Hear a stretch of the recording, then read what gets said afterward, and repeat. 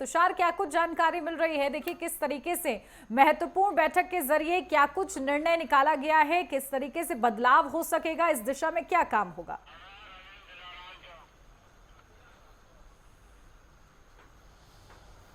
देखिए, बिल्कुल अगर बात की जाए उत्तराखंड मंत्रिमंडल की बैठक आज हुई, जिसमें मुख्यमंत्री पुष्कर सिंह धामी की अध्यक्षता में पूरी बैठक आयोजित हुई, जिसमें कई कैबिनेट मंत्री अपने प्रस्ताव लेके पहुंचे थे और सभी विभागों के प्रस्तावों में इसमें थोड़ी चेंजेस देखने को मिले हैं। जो बदलाव है वो देखने को मिला, क्योंकि जो धामी सरकार है वो लगातार ये देखने को मिला है कि जो विकास की नींव रखती हुई नजर आ रही है। और जो ये कैबिनेट बैठक हुई है, इसमें जो नींव रखी जाएगी आने वाले समय में जो विकास कार्य पूरे प्रदेश भर में होने वाले हैं। निकाय चुनावों को लेकर इसमें सरकार, सत्ताधारी सरकार जल्द से जल्द कराना चाहती है। इसमें गंभीर रूप से देखने को मिला कि जिस तरह से जो नगर पालिका है पिथौरागढ़ और अल्मोड़ा, उसे अब नगर निगम का जो प्रस्ताव था उससे पारित कर दिया गया है। जो प्रशासनिक कार्य होंगे और साथ साथ जो विकास के कार्य होंगे इन दोनों जिलों में, वो अत्यधिक देखने को मिलेंगे, क्योंकि जो क्षेत्र की जनता थी वो लगातार ये मांग कर रही थी कि इसे नगर पालिका से नगर निगम किया जाए, ताकि जो विकास कार्य हैं और जनहित के मुद्दे हैं वो जल्द से जल्द यहाँ पर पारित जल्द से जल्द हो सके। और इसी के तहत धामी सरकार ने यह फैसला लिया है।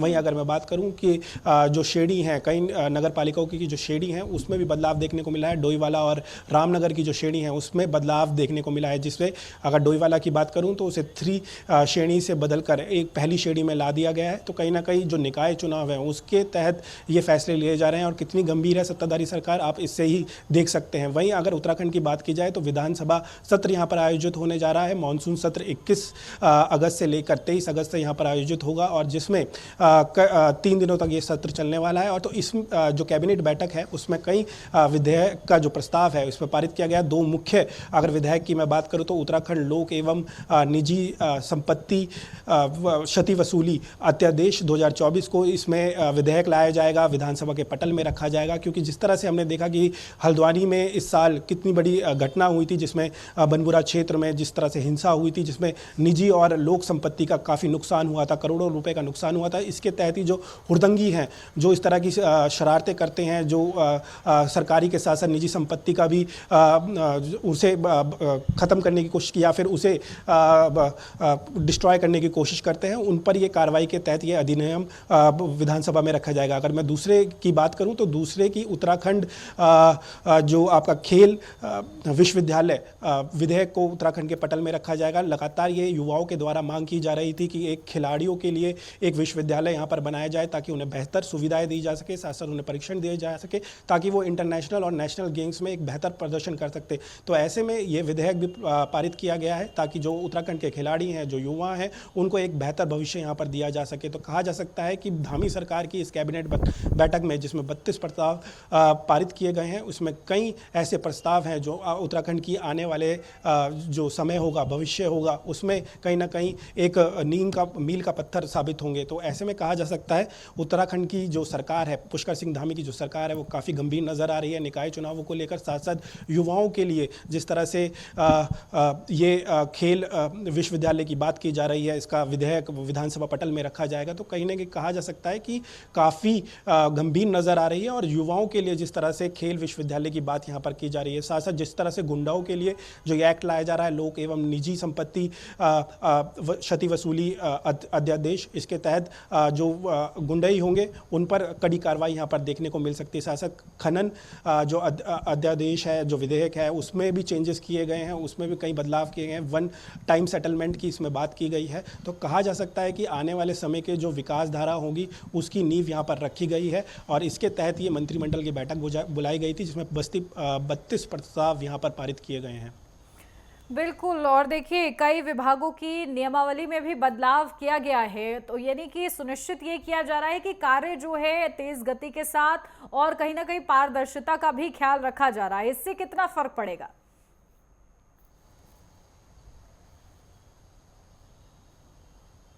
देखिए, बिल्कुल अगर विभिन्न विभागों की बात की जाए तो जिस तरह से पर्यटन उत्तराखंड की बैकबोन कहा जाता है, तो इसके तहत जो पर्यटन उद्यान होंगे उसमें सब्सिडी के तहत नियमावली में भी चेंजेस किए गए हैं, ताकि जो पहाड़ों में उद्यान हो रहा है। तो पिछले वर्ष हमने देखा कि यहाँ पर ग्लोबल इन्वेस्टमेंट समिट हुई थी, जिसमें उद्यान को लेकर या फिर जिस तरह से उद्योगपति यहाँ पर पहुँचे थे और इन्वेस्टमेंट की बात यहाँ पर की गई थी। करीब 3 लाख करोड़ से अधिक यहाँ पर MOU साइन हुए थे। कई जो निवेशक हैं वो चाहते थे कि उत्तराखंड उत्तराखंड में निवेश हो और इसी के तहत जो नियमावली है लगातार इसमें चेंजेस देखने को मिल रहे हैं, उनके लिए आसानी यहाँ पर की जा रही है।